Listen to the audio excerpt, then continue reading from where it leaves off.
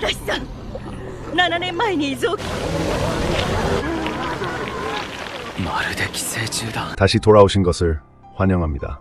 오늘은 이토준지 매니악 묘비 마을을 소개해 드릴게요. 여름 방학이 되자 남자 주인공은 차를 몰고 여동생 샤오신과 함께 파즈가 사는 마을로 놀러 갑니다. 그러나 남자 주인공은 오랫동안 운전했지만 목적지에 도착하지 못했습니다. 그는 여동생의 내비게이션에 문제가 있다고 생각하고 지도를 빼앗아 확인합니다. 그런데 갑자기 길 한가운데에 한 소녀가 나타납니다. 남자 주인공은 급히 브레이크를 밟았지만 결국 소녀를 치고 말았습니다. 남매는 허둥지둥 소녀를 차에 태워 병원으로 데려가려고 했지만 소녀는 이미 맥박이 멈춘 것을 발견했습니다. 소녀는 이미 죽었고 죄를 피할 수 없게 되었습니다. 남자 주인공은 소녀의 시체를 트렁크에 숨기고 마을을 지나 산속으로 가서 소녀를 몰래 묻으려고 합니다. 그러나 얼마 지나지 않아 길 한가운데에 묘비가 세워져 있는 것을 발견했습니다. 길 한가운데에 묘비가 세워져 있는 것을 본 적이 없었습니다. 돌아가려고 했지만 앞에 더 많은 묘비가 나타나 길을 막았습니다. 남자 주인공은 차를 돌려 다른 길로 가려고 했지만 차 뒷부분이 곧 묘비에 부딪혀 움직일 수 없게 되었습니다. 마을 사람들이 곧 몰려들어 남자 주인공에게 책을 꺼내라고 했습니다. 그들이 도와주겠다고 했습니다. 그들은 이런 일은 일찍 묻어야 될 거야. 저주받지 않기를 바라 라고 말했습니다. 남자 주인공은 재빨리 트렁크를 열고 책을 꺼냈습니다. 다행히 시체는 발견되지 않았습니다. 마을 사람들이 남자 주인공의 문제를 해결해주고 남매는 파즈를 만났습니다. 이 마을 사람들은 어디에서 죽든 묘비가 그 자리에 세워진다고 합니다. 파즈가 사는 방에는 이전 집주인의 묘비도 있었습니다. 정말 놀라웠습니다. 저녁 식사까지 시간이 좀 남아서 파즈는 남매를 마을로 데려가기로 했습니다. 이곳은 온통 묘비투성이었습니다. 아마도 실내 공간을 절약하기 위해 이곳 사람들은 사람들이 밖에서 죽도록 하는 것 같습니다. 병원에서 또 한 노인이 죽어가고 있었습니다. 의사는 급히 밖으로 나가 노인을 빈터에 조심스럽게 눕히고 죽음을 기다렸습니다. 그들은 길에서 차에 치인 고양이를 발견했습니다. 남자 주인공은 고양이를 묻으려고 했지만 파즈는 그에게 만지지 말라고 했습니다. 만약 만지면 이 고양이는 성불할 수 없다고 했습니다. 이때 파즈의 가족은 파즈의 여동생 후메이가 아침에 등산을 간 후 돌아오지 않았다는 것을 알았습니다. 어디 놀러 간 줄 알았지만 밤이 되었는데도 집에 돌아오지 않았습니다. 파즈의 가족들은 걱정하기 시작했고 함께 후메이를 찾으러 나갔습니다. 남매는 마침내 깨달았습니다. 실종된 후메이는 바로 그들이 치어 죽여 트렁크에 넣어둔 소녀였습니다. 남자 주인공은 여동생에게 자연스럽게 행동하고 들키지 말라고 했습니다. 다음 날 마을 사람들은 모두 후메이를 찾으러 나섰습니다.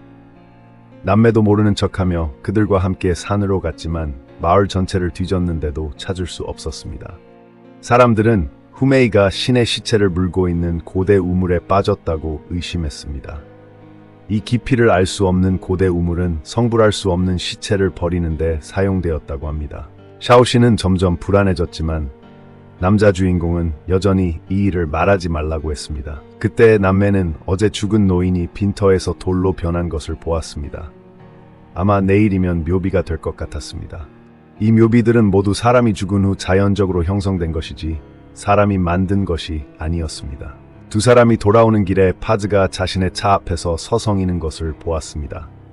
남자 주인공은 긴장하며 무슨 일이냐고 물었고 파즈는 사람들이 산 동굴에서 살인자의 흔적을 발견했고 근처에서 혈흔과 차량 흔적도 발견했다고 말했습니다. 말을 마친 파즈는 먼저 가버렸습니다. 그때 남매는 차 뒷좌석에 핏자국이 있는 것을 발견했습니다. 방금 파즈가 분명히 보았을 것입니다. 그래서 긴장한 얼굴로 두 사람을 피했던 것입니다. 그는 분명히 의심을 품었을 것입니다. 파즈는 이곳 사람들은 죽은 후에도 이리저리 끌려다니면 묘비가 되어 성불할 수 없다고 말했습니다. 그는 돌로 변하는데 실패한 시체를 본 적이 있다고 했습니다. 그 시체는 신성한 돌이 있는 고대 우물에 던져질 수밖에 없었다고 합니다. 샤오씨는 더 이상 참지 못하고 사실을 말하려고 했습니다. 남자 주인공은 여동생을 맞고 파즈에게 작별 인사를 하고 가족들의 시선 속에서 여동생과 함께 이 기묘한 마을을 떠났습니다. 이때 남자 주인공은 생각이 났습니다. 그는 차를 신사로 몰고 가서 후메이의 시체를 우물에 버려 증거를 없애려고 했습니다. 그는 차가 점점 무거워지는 것을 느꼈고 엑셀을 세게 밟아야 앞으로 나아갈 수 있었습니다. 트렁크를 열어보니 후메이의 시체가 이런 모습으로 변해 있었습니다. 두 사람은 힘겹게 시체를 우물가로 옮겨 우물에 던졌습니다. 모든 것을 끝낸 후 남자 주인공은 자신의 손에 상처가 난 것을 발견했습니다. 그때 후메이의 시체가 우물에서 기어 나왔습니다. 시체는 10도 정도 기울어져 나무 묘비를 하늘을 향해 채찍질하며 언니가 차로 나를 죽였어 라고 외쳤습니다. 남자 주인공은 힘겹게 그녀를 막았습니다. 그때서야 이 모든 것이 꿈이었다는 것을 알았습니다. 두 사람은 차를 몰고 집으로 돌아갔습니다. 파즌의 우물가에서 여동생의 방울팔찌가 발견되었습니다. 마을에서 돌아온 후 여동생은 매일 죄책감에 시달렸습니다. 남자 주인공의 왼손에 난 상처에는 수정 같은 것이 자랐고 점점 온몸으로 퍼져나갔습니다. 결국 남자 주인공도 이런 모습이 되었습니다. 불행은 파즈의 가족에게도 찾아왔습니다. 세 가족은 농약을 마시고 즉사하여 묘비가 되었습니다. 공포증, 다음 이야기는 매우 무서우니 마음의 준비를 하세요. 1996년 아시면 바이종 유적지에서 해명 고고학자들은 기이한 것을 발견했습니다. 이것은 지질적인 저주일까요? 아니면 인위적인 것일까요? 몇몇 사람들이 교수를 불렀습니다. 이것은 사람이 누워있는 옆모습처럼 보였고 수평 방향으로도 층이 나뉘어 있었습니다. 아래로 조금 더 파내려가자 아이의 두개골처럼 보이는 것이 나타났습니다. 교수는 이것이 어떤 의식의 흔적이라고 추측했습니다. 이러한 토장 방식은 얇은 점토를 한 겹씩 쌓아 올려 점점 두껍게 만드는 것입니다. 마지막에는 거대한 사람 모양의 무덤이 되어 땅에 묻힙니다. 정확한 것은 지층 분석을 해봐야 알 수 있습니다. 이때 비가 내리기 시작했고 다른 사람들이 떠난 후 교수는 묵묵히 이 두개골을 파냈습니다. 21년이 지난 후 샤오리의 세 가족은 방금 아버지의 13주기 법회를 마치고 도시로 돌아가는 길이었습니다. 어렸을 때 예뻤던 샤오리는 스타가 되어 큰 성공을 거두었지만 나중에는 스스로 포기했습니다. 그녀는 당시 엄마가 자신을 더 예뻐해 주기를 바라는 마음에서 스타가 되었다고 말했습니다. 엄마는 감동했고 샤오리가 2살 때처럼 마음껏 예뻐해주고 싶어 했습니다. 언니 다리는 질투하며 엄마가 동생을 키우기 위해 어렸을 때부터 돈을 많이 썼다며 편애한다고 말했습니다. 엄마는 다리가 너무 못생겨서 그랬다고 말했습니다. 다리는 그 말을 듣고 화가 나 앞으로 나아갔습니다. 그때 앞에 큰 트럭이 나타났고 다리는 핸들을 급하게 틀어 피했지만 차는 산비탈 아래로 떨어져 나무에 부딪혔습니다. 다시 깨어났을 때 길가의 표지판이 샤오리의 반쪽 얼굴을 잘라낸 것을 보았습니다. 병원으로 옮겨진 후 샤오리는 의식을 회복했습니다. 다행히 무사했습니다. 그러나 놀랍게도 샤오리의 벗겨진 진피층 아래에서 새로운 표피층이 자라났습니다. 더욱 놀라운 것은 샤오리의 몸이 층층이 쌓여 있다는 것이었습니다. 사람의 장기, 뇌, 내장, 뼈 등이 없었고 온몸이 상피 조직으로 이루어져 있었습니다. 마치 나이테 케이크 같았습니다. 의사는 2층의 중심이 샤오리의 베아떼 모습이고 1살, 2살, 3살, 20살까지 매년 한 층씩 바깥쪽으로 뻗어나간 것이라고 추측했습니다. 20살층이 잘려나가서 19살 때 모습이 드러난 것입니다. 그렇다면 샤오리의 몸 안에는 어렸을 때의 그녀가 갇혀 있을지도 모릅니다. 다리는 두려움에 떨며 이것도 저주라고 말했습니다. 21년 전 교수의 아버지가 발굴에 참여했던 고대 무덤에서 주변 지층을 촬영한 사진이 샤오리의 MRI 사진과 똑같았습니다. 저주받은 무덤을 발굴한 아버지는 그 후 정신 상태가 점점 나빠졌습니다. 발굴 9년 후 세상을 떠난 아버지의 저주는 1년 후 태어난 샤오리와 다리에게 이어졌습니다. 다리의 이빨도 여러 층으로 이루어져 있었습니다. 다리는 그 무덤에서 추도회를 하자고 했지만 어머니는 반대했습니다. 어머니는 이것이 헛소리라고 생각했고 다른 명의를 찾아 샤오리를 치료하려고 했습니다. 샤오리는 그 말을 듣고 엄마에게 화를 내며 자신도 어린애가 아니라고 말했습니다. 샤오리는 엄마의 어린애 취급하는 모습에 질렸다며 교통사고도 엄마 때문이라고 비난했습니다. 밤늦게 엄마는 침대 옆에 앉아 2살 때 샤오리를 불렀습니다. 그런데 정말 대답이 들렸습니다. 엄마는 샤오리의 얼굴을 쓰다듬으며 끔찍한 짓을 저질렀습니다. 샤오리의 반쪽 얼굴을 뜯어낸 것입니다. 다리가 들어와서 그 끔찍한 장면을 보았습니다. 샤오리는 이미 아파서 기절했지만 엄마는 멈추지 않고 2살짜리 샤오리를 꺼내려고 했습니다. 엄마는 미친 듯이 샤오리의 얼굴을 한 장씩 벗겨냈고 마침내 2살짜리 딸의 얼굴을 보았습니다. 그리고 다리에게 도와달라고 했습니다. 2살짜리 샤오리의 몸도 꺼내려고 했습니다. 두 사람은 미친 듯이 샤오리의 몸을 뜯어냈고 마지막에 본 것은 이런 모습이었습니다. 샤오리는 층층이 얇아졌을 뿐 작아지지는 않았습니다. 그런데 이때 엄마도 칼로 자신의 얼굴을 긋기 시작했습니다. 38살 때의 자신을 벗겨내면 샤오리를 다시 낳을 수 있다고 생각한 것입니다. 엄마가 얼굴을 뜯어내자 끔찍한 근육 조직이 드러났습니다.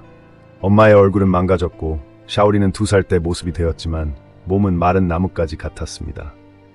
진짜 저주는 몸이 아니라 삐뚤어진 인격과 마음이었습니다. 해안으로 떠내려온 괴물, 물고기처럼 생긴 거대한 괴물이 해안으로 떠내려왔습니다. 온몸에 이상한 돌기가 나 있었습니다. 이 기괴한 것은 도대체 무엇일까요? 이 괴물은 썩기 시작했고 역겨운 냄새를 풍겼습니다. 7년 전 한 여객선이 바다에서 침몰했습니다. 아미의 약혼자도 그 배에 타고 있었습니다.